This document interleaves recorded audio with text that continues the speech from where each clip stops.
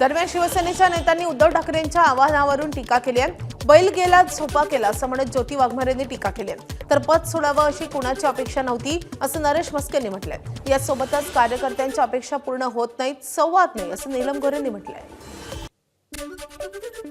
सेनापतीने कधीच पळ काढायचा नसतो, सेनापतीनं लढायचं असतं। आणि आता ही पराभवाची भाषा, आताच पळ काढण्याची भाषा, मला वाटतं की ही भावनिक साध शिवसैनिक ओळखून आहे।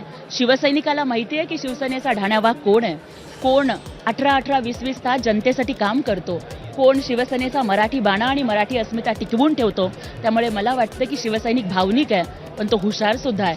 आणि सगळ्या शिवसैनिकांनी ठरवून टाकलंय की शिवसेना का टायगर तो भाई एकनाथ शिंदे साहब ही है आणि आम्ही त्यांच्यासोबत उभं राहणार आहोत।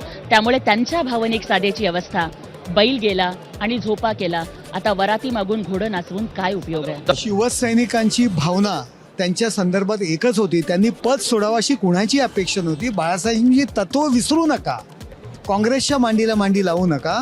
त्यांनी जिल्हा परिषदच्या निवडणुकीमध्ये मी गेलो नाही हे कबूल केलं। सरदारांनी सैन्याबरोबर लढायचं असतं, राजांनी सरदारांसोबत लढायचं असतं, घरात बसायचं नसतं। ते सरदारांच्या सोबत सैन्यासोबत लढले नाहीत, घरात बसले, त्याच्यामुळे सैन्य त्यांच्याबरोबर राहिलेलं नाही आहे। त्यांनी आज स्वतःच्या सगळ्या चुका त्या भाषणामध्ये कबूल केलेल्या आहेत।